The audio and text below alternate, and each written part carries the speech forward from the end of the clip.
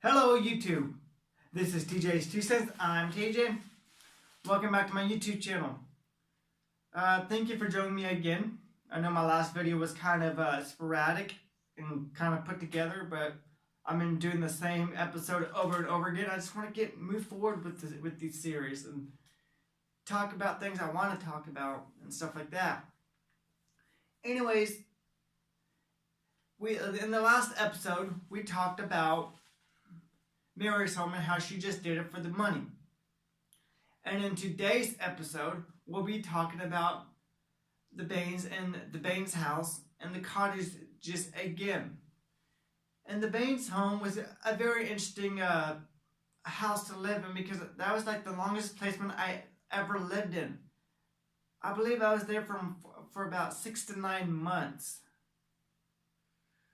Because I went there probably before fall break, like sometime in October. Before wrestling season, that's when I went in there because I remember Caleb, one of the foster kids, joining the wrestling team. Anyways, after being at the children's home for a while, I was sent to the Baines home. I don't necessarily remember having any pre-placement business with that. I think I just went straight to her home. When I arrived, I was showed my room. So that I could start settling down and so I could meet the rest of the family eventually. When I got done unpacking, it was already time for dinner. During that dinner, the foster parents Dolly and Tony told me the rules of the house, and they treated all their kids fairly, like their own, fairly and like their own, which is a bunch of fucking bullshit, and you'll eventually find out why. After a few days of being there, Dolly told me that they were getting a group of new foster kids and they were all siblings. And their names were Caleb, he was the oldest. Brittany, she was the second oldest, but she was also about 4 or 5 at the same age as my son. And then there was Cody, which he was about a little over a year old. After a few days, me and Caleb started school. He went to the regular middle school, and I had to go to the alternative school, Roosevelt Alternative School. I believe that's what the school is called. And due to my IEP, because that's where I had to go to. Eventually, the second 9 weeks of that school, I eventually did go to the regular ed school for one class at the end of the day. And which was kind of fun because I actually got to go to more schooling. And then after school, me and Caleb would do a bunch of stuff that would get us into trouble, but not trouble. They're like, Caleb, Travis, don't do that again, or you're gonna be grounded. And of course, I didn't do it again. Caleb had become my best friend at the time, and right now Caleb is a tanker in the U.S. Army, which I'm happy for him because then he's actually living his life. My life had been taking so many bumps over the road. I'm actually kind of glad now I get to sit down, do these YouTube channels, finish my college degree, and hopefully get the hell out of this goddamn shithole of a state. Because Kansas is fucking boring as shit. But you have to live in Kansas and to actually say that. Like, Kansas has a lot of stuff to offer, but anyways, I digress. Me and Kelly did a lot of fun stuff. We went fishing, we went hiking, going through the woods, going to the golf course, picking up left behind golf balls, trying to scheme up a way to sell them. And eventually, later the following summer, me and Caleb would go to the baseball diamond and collect foul balls and return them for $50. So we can get some extra candy or whatever. But now we're going back to where then Christmas came around the corner. And it was a pretty okay experience. I don't really remember too much from Christmas around Christmas that time. We ended up getting just basic toys and stuff like that. Before Christmas break, I found out from my principal, Mr. Roth, that I'll be able to go for 2 classes at the regular school at the end of the day to kind of help edge me along in the going back to regular school. I think the part of the reason why I was going back to regular school more and more that time is because they've been taking my IEPs and behavior notes from since I was in the 6th grade pretty much, because they had to transfer all my IEP notes to school, so they apparently had a record. And Christmas break ended as soon as I started, and I ended staying New Year's Eve with the Baines. And then after the new school year started, I found out that my biological mother was moving to Wellington. Now, I don't specifically know why she decided to move to Wellington. I think she might have ulterior motives. But it seemed like every time my biological mother entered my life, shit hit the fan. I mean, my biological mother, the reason why I refer to her as my biological mother and not like a more daring term, is because my biological mother is batshit crazy, mentally unstable, and there's a reason why none of her biological kids ever talk to her. We don't even mention her name. She's like Lord Voldemort from Harry Potter by J.K. Rowling. She who must not be named.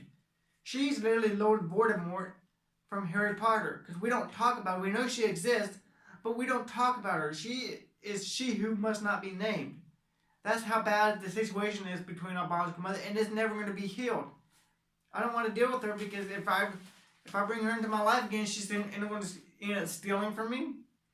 She doesn't take any responsibility for herself. And it's sad. But I'll tell you more about it in future episodes, or if you want a specific episode on that, let me know in the comments down below. But my biological mother ended up moving down the street from me in Wellington, Kansas, which was kind of neat because then I got to see my biological mother more often.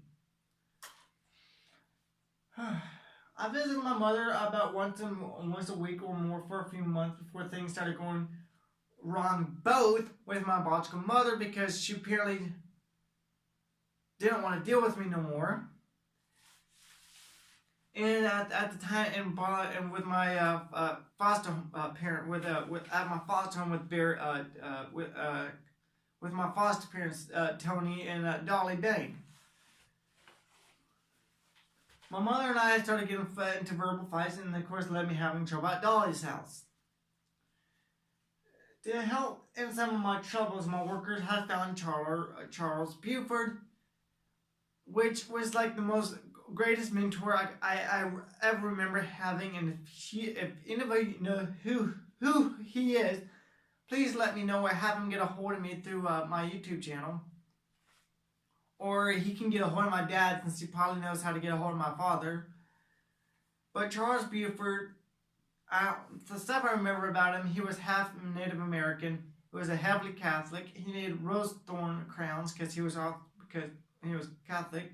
He had a daughter named Dawn, and he had a son who was an MP in the military. All right, but it was And then I ended up doing I ended up joining the track team too after getting back Charles Buford back in my life. We would just hang about maybe once a week, and I ended up joining the track team. I remember the track team pretty well though, because it's the only time that I haven't saw my father or my biological dad probably since my second year in foster care. My first or second year in foster care. That's when he stopped seeing me. So I was already in foster care for about 4 years at that time. So I haven't seen my father for like 3 to 4 years. And I ended up joining the track team. And one of my track meets, I found out I was actually going to Goddard. And since I was going to Goddard, like I got so excited, like, yay, then my dad can come see me. My father's rights were never taken away from him. They were restricted because he didn't comply with the court orders, because I was originally, if you don't remember, I was taken away from his house, not my biological mother's. So his rights were never terminated. They were just restricted until he complied with court orders. So my workers knew I emailed him, and I emailed him all the time. And he did end up going to my track meet. my foster care Eddie also went there too to supervise the visit, to supervise the situation. I ended up bombing that track meet, but yeah, I remembered it though because the only time I got to see my dad. And Charles Buford also attended too. And at the end of that year, even though things were started going a little bit better, things started going downhill. I ended up having a weekend visit with Charles, and it ended up going downhill because he ended up having to take me to the hospital for a mental health crisis. And at the very end of the school year, about 2 weeks before about when school was supposed to end, I ended up getting into a fight with one of my friends from the track team. Now it's not my friend anymore because me and him ended up getting into a verbal fight, and I ended up stabbing him. And a year before that, while I was at the children's home, a year before that when I was at the children's home, I didn't cover this in the last episode because I don't exactly remember when this was, but I ended up getting into a legal altercation in a behavioral school. So I was put on probation for the exact same thing. But at that situation, we was playing hangman. The marker broke by accident. A big obese kid got upset. Said like, dude, we can just get another one. It was an accident. He ended up beating the crap out of me. I got a pencil. I didn't even try to shake nobody with it. I just got it because I was scared. And once I was tackled, I just kind of was squirming, trying to get out. I wasn't like that was what I was focused about. I was squirming. Like I didn't even know the pencil was still in my hand. I was just trying to get out. I wasn't even shaking nobody with the pencil in my hand. I would just. And then another kid jumped in too. But short story short on that one, I was placed on probation. And I was put on non-reported probation because I was already in foster care. And funny thing about it, that they gave me a $5 fine. And that thing was never paid off until I was 19 or 20 when I had a district fine, and they said, "Oh, you have a $5 payment from when you were a juvenile." Like, are you serious? But that was pretty funny. I got a $5 fine and never had to pay it, but I digress. But a year later, like I was talking about before, I got into an altercation with a member of my track team, my friend from my track team. And I ended up stabbing him. I didn't get in trouble per se. The guy's father came down the truck and yelled at me, and that was about it. The school the school was of course contacted, and my punishment was that I had to finish the next 2 weeks of school at the alternative school. Since the alternative school had to go an extra 2 weeks because they got out at 2:30 every day, so they had to make up for that lost time by going to school for an extra 2 weeks. And this is when things started going even more downhill. And this is why I feel bad. This is why I said in the last episode, some foster parents shouldn't be foster parents. Some foster parents do it for the money, and some foster parents actually do it because they want to help the kids. Dolly and Tony were probably one of the greatest foster parents I had, but it feels like if you become a foster parent, you should never ever give up on a kid, no matter how bad they are. But there's so many things I can go into with these videos that I have to stick to the script as best as I can, because I can keep going on and on and on, like you already noticed. But they ended up giving up because I think the reason why they gave up on me is because they had already a sibling family, and yes, I was a troubled kid, but they also kind of gave up on me too. And if you give up on a kid, they're gonna find out. But around the end of school, Tony took Caleb to the movies without me, and when they got back, and I didn't know about it until they got back, and Caleb told me all about it because they saw X-Men 3. I told him to shut up and leave me the hell alone. And he got so pissed off and went to complain to Dolly, and Dolly mentioned to me that Caleb didn't have a father or a mother in his life, and I was like, That's a bunch of bullshit. Because although the situation with Caleb, who didn't have parents in his life, neither did I for the most part. Of course, I had my biological mother who lived right down the street.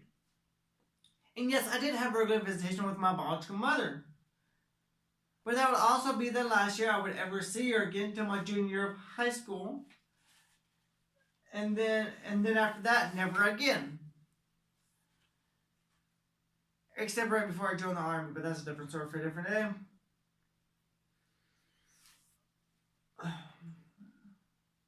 Because my biological mother never did anything with me every time I visited with her.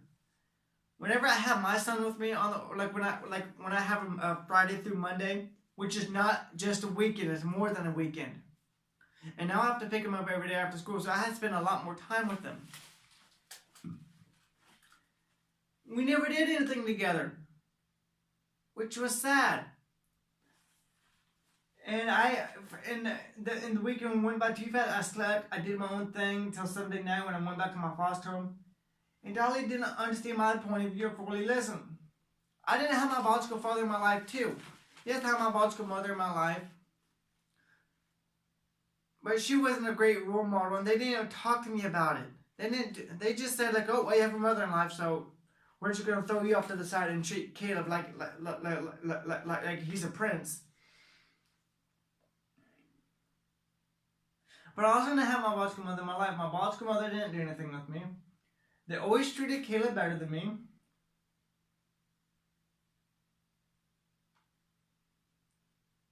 And yet, I bet you if they would have done the same thing with me, like if they would have kept true to the word and treated other kids fairly and like their own, then I guarantee I would have stayed there longer. I would have straightened up, but I was treated like a redheaded stepchild. All I wanted was to be treated like I mattered, and that I wasn't a problem child. We didn't have to go to the movies like Tony and Caleb did.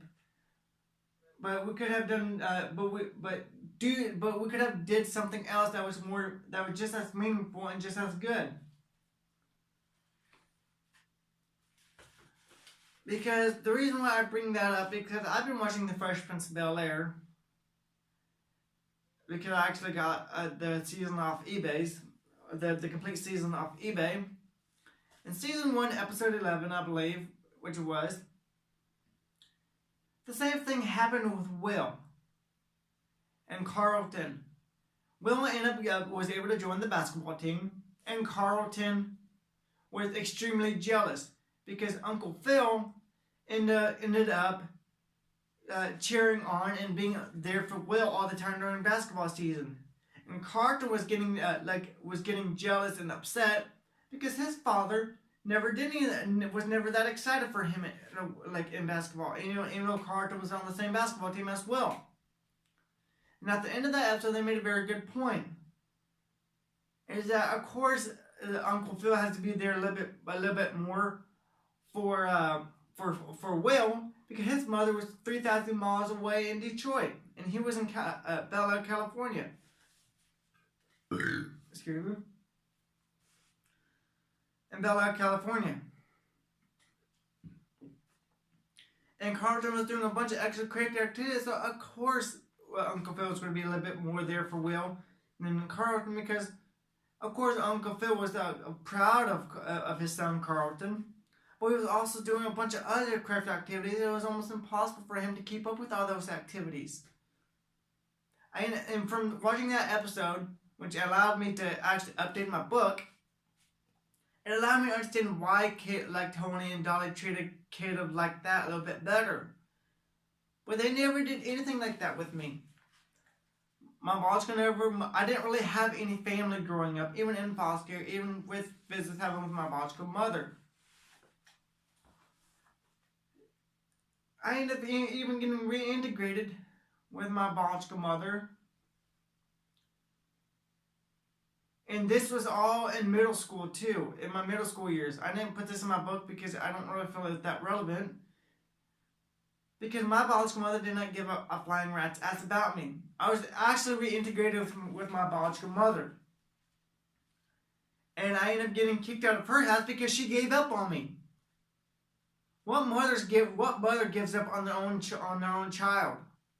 Yes, I may have been a little bit of a problem child, but she was trying to fight for me for the longest time to come live with her, and I eventually got the chance. She could have just lied to my foster care workers, but she didn't want to deal with me no more. She just got rid of me like all the other foster parents did. My foster care workers picked me up because I was on a 30-day trial. My foster care workers came out very close in the 30 day, like, try to get your stuff, and we're going. My biological mother didn't even want me, and that's the reason why I refer to her as my biological mother, because she gave up on me. And now you kind of understand why I didn't understand why Caleb and I didn't understand the situation with Tony and Caleb, because yes, Caleb didn't have anybody in his life, neither did I, but Dolly and Tony never really sat down and talked to me and understood why I felt the way I felt. They just thought I was jealous. But I had a legitimate reason. I didn't have a father, and my biological mother was never really there for me. So yes, I may have saw her every so often, but she wasn't actually there for me.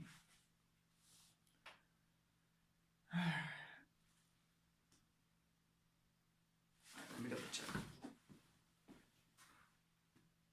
Okay. Alright, I'm back again. Sorry, I have to keep checking the phone because sometimes it doesn't like to stay recorded. Anyways, we're getting towards the end of this video, and to make even a more clearer point on how my biological mother never did anything with me, now we're actually going back to the main story. The 4th of July that year, which was we're actually getting to the good part. After this next episode is going to be my most favorite time in my life. But to make a clear point of how my biological mother never did anything with me, that 4th of July that year, I came around and all I got was a little fountain fire. Damn it, fucking Windows 10. Sorry. I hate Windows updates. Oh my god. Anyways, around 4th of July that year, all I got was a little fountain, about probably like one of those dollar fountains, about yay big. And I couldn't even, I had to go off the apartment complex just to light it, and I had to go by myself. And I like doing 4th of July every year because the only time that I could waste money just have a bunch of fun time with friends or family. Because blowing off fireworks is always fun. And I had to go off and the Baines, the Baines, like Dolly and Tony, their kids, and all of Caleb, along with Caleb and all of his siblings, got the time of their life with over hundreds of dollars worth of fireworks, and all I got was a dollar firework. The reason how I know that they had a lot more fun than I did, because I actually went back to Dolly's house. I walked back and saw all the fireworks laying all over the front yard and the firework, and it's like, that's a bunch of bullshit. And how is that fair to me when Dolly and Tony didn't care? And that's what even pissed me off even more, because as a kid growing up in foster care, you learn to just bottle things up and keep things inside.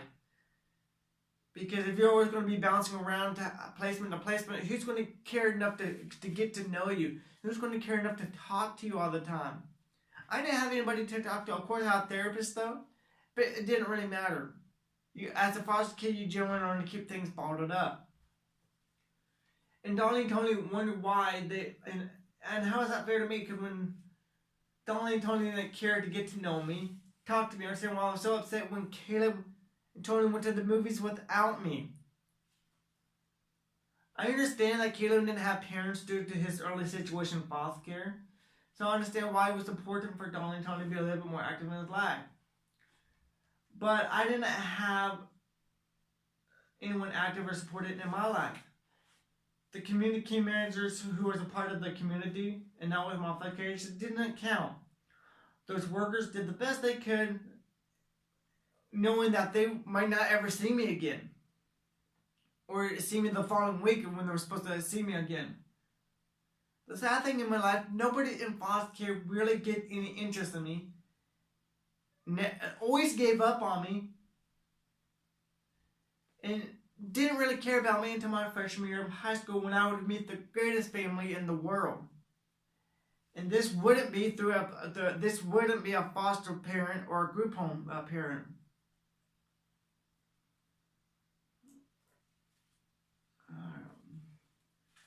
Then I ended up getting kicked out of the Baines home, and then I started to hurt myself again. And making threats in order to get out of trouble. And I learned towards the end of the foster care that I wasn't harming myself because I was wanting to harm myself and wishing I was dead. That I learned when I was at the Colonel's home, harming yourself and making threats against yourself, I would use that to manipulate people, and so I would get in less trouble. I actually got out of a few speeding tickets that way. They didn't have to stay home with any son harming myself, and they couldn't handle it no more. Then I was taken back to the cottages for a few months to help me get me back on my feet. To stay at the cottages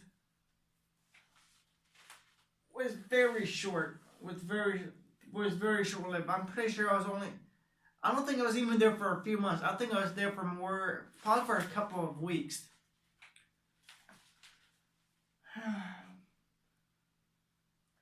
Since I was doing so good in the level, I was allowed to go to a low level.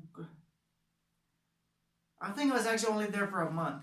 I don't exactly remember how far I was there before, but I was eventually was doing good enough to go to a low level group home in Lawrence, Kansas for the rest of the summer.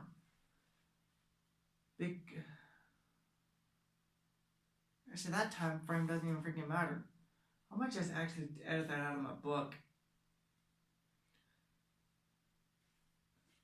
But I think at that time I ended up just going to the colleges probably for a couple of weeks, and that was about it. I eventually going to Lawrence, Kansas, to a group home called The Shelter. And that's where I'm going to leave this episode off, because the next episode is going to be very exciting, because that's when I would have all my first experiences as a kid. I mean, as a teenager. I should say teenager, because I wasn't getting more as a teenager. But anyways, we're getting into more interesting parts about my life in foster care. So I hope to see you guys more in my future episodes. Again, hit the like button if you like it. Hit the dislike if you dislike it. Hit the mini bell icon to hit the subscribe button, the mini bell icon to get future notifications about my uploads. Comment down below, inbox me if you have any questions, and I'd be more than happy to talk to them with you. Anyways, I hope to see you guys in the next one, and my life in foster care is going to get a lot more interesting. So I hope to see you guys again. Alright, thank you guys for joining me, and I'll see you in the next one.